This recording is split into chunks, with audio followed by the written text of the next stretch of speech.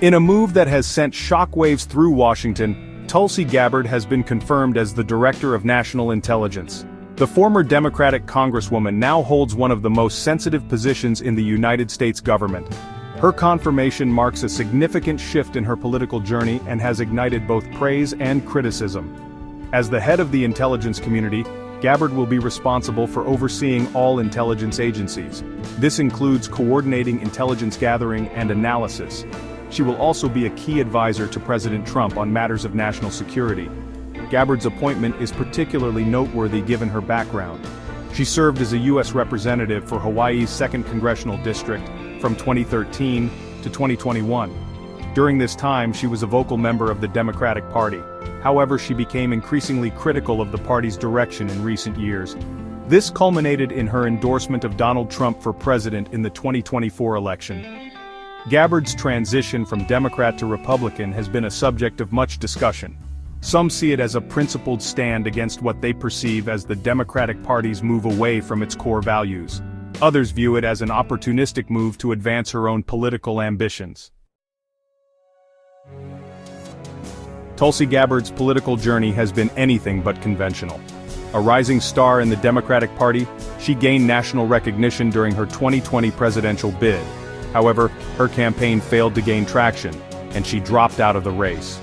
Following her presidential run, Gabbard became increasingly critical of the Democratic establishment. She accused the party of being out of touch with the concerns of everyday Americans. Gabbard also clashed with party leaders over foreign policy issues. She was a vocal critic of U.S. interventionism in the Middle East. In a surprising move, Gabbard announced her departure from the Democratic Party in late 2023. She cited the party's embrace of woke ideology and its failure to address the economic anxieties of working families. Gabbard's decision sent shockwaves through the political landscape. It also fueled speculation about her future political aspirations. Gabbard's endorsement of Donald Trump in the 2024 presidential election further solidified her break from the Democratic Party. She praised Trump's America First agenda. Gabbard also echoed his criticisms of the Biden administration's handling of the economy and foreign policy.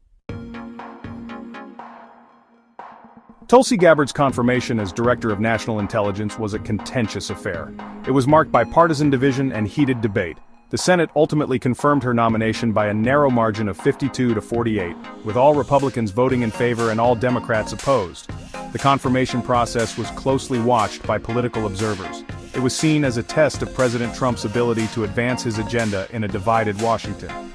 Gabbard's nomination faced immediate opposition from Democrats. They questioned her qualifications and expressed concerns about her past statements on foreign policy. Republicans largely rallied behind Gabbard's nomination, praising her military service and her experience in Congress.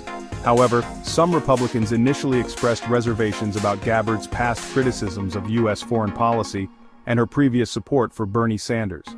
Senator Mitch McConnell, the Senate Minority Leader, was a vocal critic of Gabbard's nomination. He questioned her judgment and her commitment to traditional Republican values. Despite the opposition, Gabbard's nomination advanced through the Senate Intelligence Committee. It then went to the full Senate for a vote. The narrow confirmation vote reflected the deep partisan divisions in Washington. It also underscored the challenges facing President Trump as he seeks to implement his agenda. The battle over Tulsi Gabbard's confirmation as Director of National Intelligence highlighted the partisan divisions in Washington.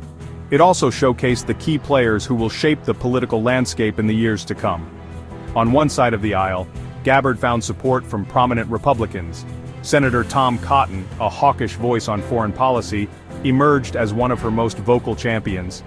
He praised her military service and her understanding of national security threats.